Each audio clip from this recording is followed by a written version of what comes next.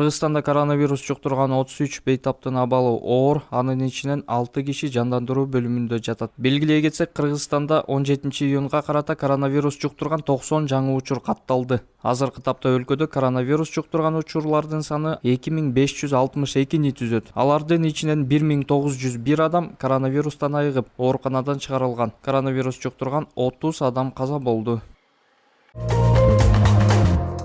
Бишкек шаарынын Ленин районунда 5 балабакча иштеп баштады. Ал эми Октябрь районундагы балабакчалар келерки жумадан тартып иштөө алдында турат. Бул тууралуу калаанын вице-мэри Татьяна Кузнецова маалымат жыйынында билдирди. Анын айтымында мектепке чейинки балдарды тарбиялоо мекемеге биринчи күнү эле 79 бала барган. Свердлов районунда 14, 1-май районунда 14 балабакча иштеп жатат. Эске сала кетсек, балабакчалардын иш аракеттерин жандантуу чечими 5-июнда чыккан. Бирок иш баштоодон мурда алгач тарбиячылар ПЧР тест тапшырып, мекемелердин имараттарында дезинфекциялоо иштери жүргүзүлүүдө.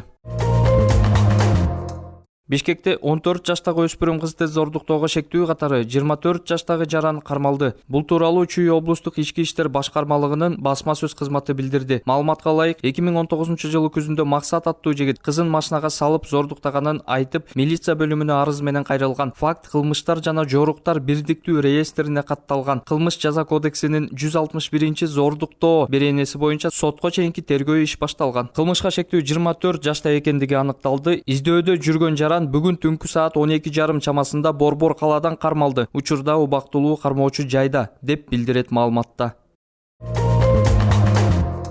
Орусияда өтө турган жеңиш парадына катышуу үчүн 12 мамлекеттен аскерлер барды. Бул тууралуу РИА Новости сайты жазып чыкты. Маалыматка караганда парадка жалпысынан 13 миңден ашык аскер катышат. 234 заманбап аскер техникалары тартылат. Эскерте кетсек, жыл сайын 9-майда салтанаттуу белгиленген Өлбөс полктун жүрүшү быйыл коронавируска байланыштуу 24-июнга жылдырылган. Ага Кыргызстандан дагы аскерлер катышат. Парадта Азербайжан, Армения, Белоруссия, Казакстан, Кыргызстан, Кытай, Молдовия, Монголия, Сербия, Тажикстан, Түркмөнстан, Өзбекстан мамлекеттеринин өкүлдөрү болот.